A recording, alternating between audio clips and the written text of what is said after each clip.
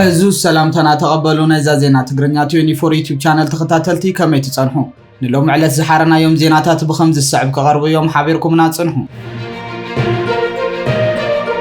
سوماليا مس حبرات إمارات عرب زنبرا كل عين السماعات نصتتان متحوار اندحر مسرازا إمارات كام دغداو رأس كتما بونتلاند زخونات بوساسو أولاتا كتسحب جميرا كبل بولق زونا انتقال كاسيما اونلاين حبيرلو اتمر بحبريتا وسيخو معرفو نفرت بوساسو بتوم مبزحتهم كاب كولومبيا زمصون بإمارات عرب تقوصيرو مسرحون بركت زبلو سراحتنياتات علقليق يرادلو كبليو غليص زلو إمارات صلو ابتن فيدرالو غزاتات حيالو كوالا كوانت خونا از مغعز مسارحتاتن سراحتنياتاتن ግን ምልክት ናይት እናኸራረ ዝመጽ ዘሎ ወጥሪ ኢማራት ዓረብን ሶማሊያን ምዃኑ የተጻጻቦ ሲኹ ዘመልክት በ19 ጥሪ አፍሪካ ኮንፊደንሻል ከም ዝበለውን ኢማራት ድሕሪ ሕጂ ኣብ ኪስማያ ወተሃደራዊ ህላወ ከም ዘይብላን ኣብ በርበራ ዝርከብ ወተሃደራዊ መሳለጥያውን ሙሉ ብሙሉ ከም ዘውፀትን ንፌደራል መንግስቲ ሶማሊያ ሓቢራያ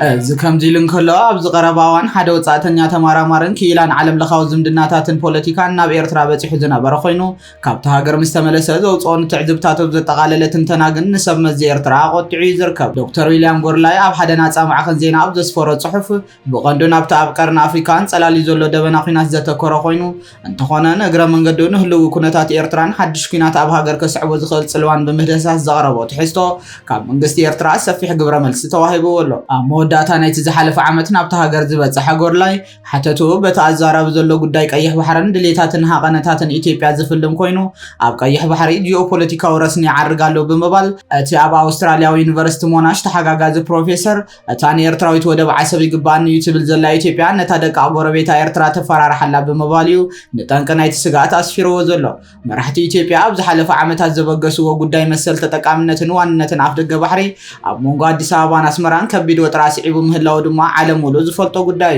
ኢትዮጵያውን እንተኾነት ንጉዳይ ኣፍደገ ባህሪ بفلا أبغم جم كيه بحري نهلاون دوالون نتنحتو مخاني أخت مقتصاني حنالانيا وجن سمزي إرتراف وهاب السنحن زغنا انتخطات على مجلس التقدمة قصقصات إثيوبيا أواج كينات مخانية تنقل بتعزبتو نبرت أسمرا بزعوات الزنسال على زول حدقة أخلاف لطوهم زي بلهم بمجلس الرئيتو تاتهم كهبونات النات كم زي بلهم ونيز تكس ودناتات نايت عبد غرباوانز بتحخوار سكتما إرترا زخونة أسمرا قبر ملس هزب عبوسيو ميديا بتحت فتصم مقوتزار منقست زعاتويو سلازب زعباتهم معبالتات زفلتو عزمارينوتات بزحات كيكون يخلو يوم ولا كو إرتراوان تقبل تقاشان كاب صمدو دحر زيبلون كوينو من ترخبكوم اب تحتتي اب افريكا ازي چوقوان محدرا يوم زركبو سلازي دما بزعبا بوليتيكا كزارو زدفرو حدات يوم يبل دكتور غورلاي تحاده كابتوم اباغور افريكا ديمقراسياون قطباون لوط كمصيوم تباهيلوم بامريكاو محدار بيل كلينتون زتنادو مرحت زنبره بريزيدنت إساياس أفورقي دوباو كينات إيرترا ب 1998 دحر مولعو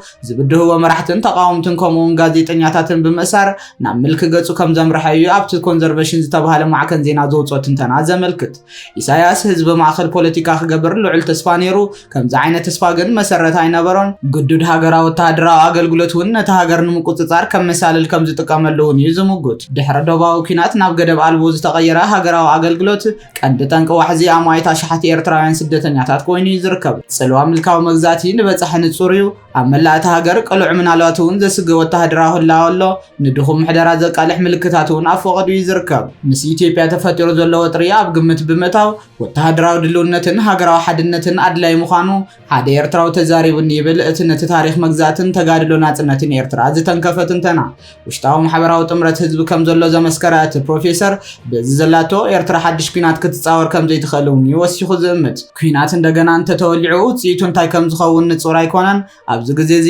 ኤርትራ ግብረ መልሲ ንምሃብ ብዝግባእ ኣይተቐረበትን ህዝባ ከኣዩ ደጊሙ ክሳቀዩ ክብልውን ይገሊጹ ኤምባሲ ኤርትራ በአሜሪካ ብዝሃቦ ምላሽ ድማ ንትንታነ ናይቲ ኣብታ ሃገር በጽሒ ዝተመለሰ ተመራማሪ ዘለዎ ነቐፌታን ተቃውሞን ይገሊጹ ዘሎ እቲ ኤምባሲ ብሶኒ ኣብ ዘውጽኦ መግለጺ እቲ ኣብ ዝሓለፈ ሰሙን ዝወጸ ጸብጻብ ኣጋጋይ ዘይሚዛናውን ፖለቲካዊ ዝተለጥለጠ ብምዃኑ ፈጺመ ይነጽጎ ዝበለ ኮይኑ በቲ ተንታንን ዝቐረበ ጽሑፍ ብዛዕባ ሓደጋ ኣብ ቀርኒ ኣፍሪካ ዝውልዕ ኩናትን እናጠንቀቐ ነቲ ብኢትዮጵያ ዝቐርብ ዘሎ ብቑልዑ ዝተኸለሰ ህንድዱን ጎስጓስ ብተገራጨው ኣገባብ ቅቡልን ይገብሮን ይሽፍኖን ይብል እቲ ካብ ዋሽንግተን ዝወጸ ምላሽ ኤርትራ ጠለብ ኢትዮጵያ ሓደገኛ ምዃኑ ዘጠንቀቐቲ ኤምባሲ ወሲኹውን ኤርትራ ንንግዳዊ ተጠቃምነት ወደብ ከልኪላ ከም ዘይትፈልጥውን ዘነጸረ ኮይኑ ኣስዒቡውን ዝኾነ መሬት ይኹን ወደብ ኤርትራ ብሓይሊ ንምሓዝ ምፍታን ብዓለም ለኻዊ ሕጊ ከቢድ ሳዕቤን ዝኽትል ወራሪ ክብልውን ይገሊጹ እዚ ከምዚ ኢሉ እንከሎ መንግስቲ ሱዳን ምስ ሰበ ስልጣን ቻይናን አገዳሲ ዝርርባት ከም ዘካየደ ተገሊጹ ኣሎ። ብመሰረት መርበብ ሓበሬታ ሱዳን ትሪቡን ሒዝዎ ወፂኡ ዝርከብ ዘሎ ጸብጻብ ላዕለዎት ሰበ ስልጣን ናይ ቻይናን ናይ ሱዳንን ትማሊ ኣብ ሱዳን ከተማ ካርቱም አገዳሲ ርክባት ከም ዘካየዱን ኩባንያታት ናይ መንግስቲ ቻይና ድማ ነቲ ብኩናት ተሃስዩ ዝርከብ ዘሎ ዝተፈላለየ ትሕተ ቅርጺ ከምኡ ከዓ ምስ ሰዓት ዝተተሓዘ ጉዳያት ንምጽጋኑን ናብ ንቡር ንምምላሱን አገዳሲ ስምምዓት ከም ዝተፈራረሙን ኣብ ሓፂር ግዜ ኩባንያታትን ክኢላታትን ናይ መንግስቲ ቻይና ናብ ውሽጢ መሬት ሱዳን ብምታው ነቲ ዓንዩ ዝርከብ ዘሎ ትሕተ ቅርጽን ካልኦት አገደስቲ ቦታታትን ተዘዋዊሮም ክዕዘቡ ምዃኖም ሱዳን ትሪቡን ኣብ ጸብጻባቱ ወሲኹ ገሊጹ ይርከብ ኣሎ። እዚ ከዓ እታ ብኩናት ክትሕመስ ዝጸንሐት ሱዳን ናብ ከምዚ ዓይነት ርጉም መንፈስ ተመሊሳ ክትህናጽ ምሽብሻባ ንህዝቢ ሱዳን ኮነ መንግስቲ ሱዳን ዓበይቲ ዓወታትን ተስፋ ዝህብ ዜናታትን ኮይኑ ዝርከብ። ንኣስታት 2 ዓመታት ቀጺሉ ዝርከብ ዘሎ ኩናት ሱዳን ነቲ ሃገርነት ህዝብን ሙሉእ ብሙሉእ ዓንይዎ ዝርከብ ዘሎ። ዝሓለፈ ቅንያት ናብ ካርቱም ዝተመለሰ መንግስቲ ሱዳን ምስ ከም በዓል ቻይና ዝኣመሰለ ሃገራት ስምምዓት ብምኽታም ነቲ ሃገር ኣብ ሓፂር ግዜ ናብ ንቡር ንምምላስ ጻዕርታት ከካይድ ምዃኑ ቃልኣቱ ምንባሩ ዝዝከር እዩ።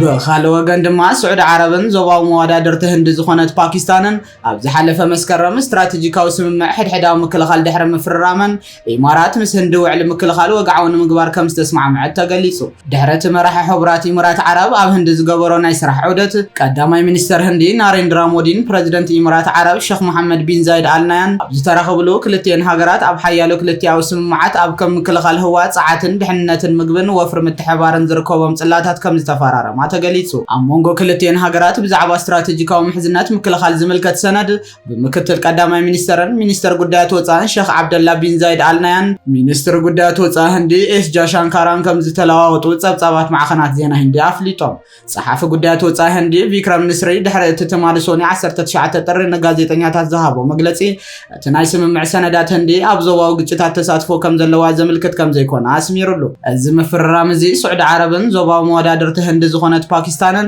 اب زحلفه مسكرم استراتيجيكاو سممع حدحداو مكلخال دحر مفررامن ዝኾነውን ተኾን ኣብ ልዕሊ ክልቲአን ሃገራት ዝፍጸም መጥቃዕቲ ከም ናይ ሓባር መጥቃዕ ዝውሰድ ዝብል ኣዋጅ ድሕር መፍረራመን ዝሰዓበ ምዃኑ እዩ ዝግለጽ ዘሎ። ፓኪስታንን ህንድን ክልቲአን ኒኩለር ዝተዓጠቐ ሃገራት ምዃነን እዮም ወተሃደራዊ ጸብጻባት ዝሕብሩ።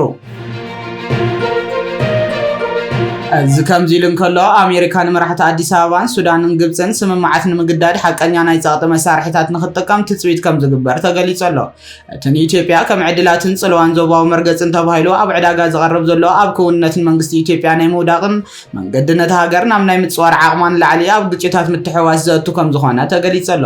ብዝተኻየዱ ግብራውያን መጽናዕትታት ከም ዘመልክትዎ እውን ሓደገኛ መንገዲ ኣብ ልዕሊ ናይቲ ናይ ዞባ ቀርኒ ኣፍሪካ ሃገር ይደጋገም ኣብ ዘለሉ እዋን ሓደ ኢትዮጵያዊ ኪላ ስትራቴጂ ኣብ ኢትዮጵያ ውሽጥ ቀጠናታት ስልጣን ብሰፊሑ ዘስፋሕፍሕ ዘሎ ጉዳይ ኢማራት ከም ዘጠንቀቐ ተገሊጹ። ብመሰረት እቲ መጠንቀቕታ ናይቲ ኪላውን ኢማራት ዓረብ እትገብሮ ዘላ ውሽጣዊ ኣካላት ኣብ ምብትታንን ሃገራዊ ውሳነታት ኣብ ምድኻምን ዝተመርኮሰ ናይ ጽልዋ ምህንድስና ከም ዝኾነን ኣብ ካልእ መዳያት ዝረኣናዮ ሞዴል እዩ ብምባል ኢትዮጵያ ብፖለቲካዊ ብሄርን ሃይማኖትን ዝተዋሃደት ሃገር ብምዃና ዝኾነ ይኹን ድኽመት ኣብ ማእከል ውሳነታት ምእታው ማለት ኣብ ውሽጣዊ መስመራት እቲ ሃገር ብጌጋ ቅማረ ምጽዋት ማለት እዩ ክብል ኣረድዩ። ኣስዒቡ ተኣዝዩ ሓደገኛ መዳይ ድማ እዚ መንገዲ እዚ ንቀዳማይ ሚኒስተር አብይ አሕመድ ብመንጽር ምፍራስ ሕጋውነት ምብራኽ ውሽጣዊ ፖላራይዜሽን ከምኡውን ቀስ በቐስ ንነዊሕ እዋን ዝጸንሐ ረብሓታት ኢትዮጵያ ኣብ ግምት ዘየቱ ፖሊስ ወጻኢ ኣብ ትሕቲ ናይ ደገ መምርሕታት ምግዛእ ክቡር ዋጋ የኽፍልዎ ኣለዉ ክብል ኣረድዩ። እቲ መጠንቀቕታ ክሳብ ጉዳይ ፈለግ ኒልን ዓቢ ዲጋ ህዳሴ ኢትዮጵያን እውን ዝተዘርግሐ ኮይኑ ብመሰረት ትንታነ ናይቲ ኪላ ኣሜሪካን መራሕቲ ኣዲስ ኣበባ ምስ ሱዳንን ግብፅን ስምምዓት ንምግዳድ ሓቀኛ ናይ ጸቕጢ መሳርሒታት ክትጥቀም ትጽቢት ይግበር ክብል ገሊጹ። ብዓብዩ እዞም ስምምዓት ካብቲ መወቅላዊ ስትራቴጂካዊ ራእይ ኢትዮጵያ ወጻኢ ጸቕጢ ፈጢሮም ማለት ማእከላይ ሉዓላዊ ሓላፍነት ጥፋእ ማለት ከም ዝኾነ ጠቒሱ። እቲ መጠንቀቕታ እዚ ኣዝዩ ሓደገኛ ነጥቢ መውፅእ ናብ ቀይሕ ባሕሪ ዝብል ምትላል ኣብ ትሕቲ ምዋለ ስለያ ኢማራት ኢትዮጵያ ብናይ ዕግርግር ኣፍ ደገ ኣቢላ ናብ ሓይሊ ባሕሪ ዘለዋ ሃገር ክትቅየርን ከምኡውን ኣፍ ደገ ባሕሪ ዘላ ሃገር ምቅራብን ካብ ጂኦፖለቲካዊ መጻወድያን ላዕሊ ከም ዘይኮነ ኣረድዩ። ብተወሳኺ ድማ ንሰራዊት ሱዳን ጥራይ ንምጥቃዕ ነቲ ሃገር ናብ ወተሃደራዊ ወይ ናይ ስለያ መድረኽ ምቕያር ኣብ ሕምብርቲ ቅልዕ ዞባዊ ግጭት ኣቐሚጡ ጸጥታ ይኹን መውጽእ ባሕሪ ከም ዘይውሕስ ኣረድዩ። እዚ ከምዚ ኢሉ እንከሎ መንግስቲ ኢትዮጵያ 40 ሚልዮን ተተኳሲ ከም ዝጠፍኦ ሓበሬታታት ከም ዝዘርግሐን ምስቲ መንግስቲ ቅርበት ዘለዎም ወገናት ኣብ ማሕበራዊ መራኸቢ ዜናታት ዘርጊሖም ኣለዉ። መንግስቲ ኢትዮጵያ ሕጂ ጥራይ ዘይኮነ ኣብ ዝተፈላለዩ ኣጋጣሚታት ከምዚ ዓይነት ኩነታት ከም ዘጋጠሞ ላዕለዎት ወተሃደራውን ኣዘዝቲ ዝዝርግሕዎ ሚስጥራት ከም በዓል ኢትዮ ፎረም ዝኣመሰሉ መራኸቢታት ንዝሓለፈ 3 ኣዋርሕ ሰፊሕ ጸብጻባትን መደባትን ሒዞም ወፂኦም ምንባሮም ዝዝከር ኮይኑ ኣብ እዋን መንግስቲ ኢትዮጵያ ጠፊኡ ዝበሎ ዘሎ ናይ 40 ሚልዮን ዝበፅሕ ተተኳሲ ድማ ኣበይ ኣትዩ ኣበይ ጠፊኡ ክሳብ ሕጂ ዝተፈለጠ ነገር የለን። ኣብ ኢትዮጵያ ግን ወተሃደራውን ኣዘዝቲ ናይቲ ሃገር ንፋኖን ካልኦት ዕጡቓን ሓይልታት ኣብቲ ሃገር ዝንቀሳቐሱ ኣጽዋራት ምሻት ንቡር ተርእዮታትን ዓቢ ቢዝነስን ስለዝኾነ እዛ ኣጽዋራት ናብ ፋኖን ግንባር ሓርነት ኦሮሞን ተሰጋጊሮን ተሸይጡን ክኸውን ከም ዝኽእል እውን ካልኦት ዝተፈላለዩ ሓበሬታታት እናወፂኦም ዝርከቡ። በዚ ኮይኑ በቲ ግን ኢትዮጵያን ምክልኻል ናይቲ ሃገርን ኣብ ዓበይቲ ሓደጋታትን ምፍርኻሽን ከም ዘለዉ ካብዚ ጉዳይ ክትፈልጥ ኣጸጋሚ ኣይኮነን ዘሎ። ኣብ ዝሓለፈ መዓልታት እውን መንግስቲ ኢትዮጵያ 56,000 ብኤርትራ ኣቢሉ ዝኣተወ ጠያይቲ ኣብ ወሎ ሒዞዮ ክብል ሓበሬታ ምዝርግሑ ዝዝከር እዩ።